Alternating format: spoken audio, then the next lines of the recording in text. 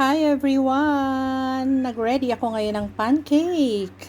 Kasi ito ang meron and napakainit kaya ayaw kong lumabas. So, ito ang meron.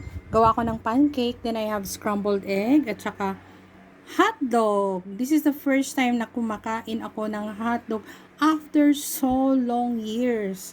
And guess what? Medyo sunog pa.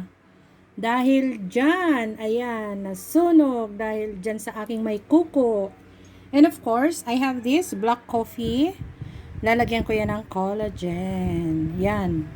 Collagen. Nilalagay ko sa black coffee that is without sugar. So, I've been drinking coffee without sugar for how many? It's 8 years already. Ayan. So, you can try that kasi I was diabetic before and I really don't want that to mangyari ulit. So, bye for now. Have a blessed day.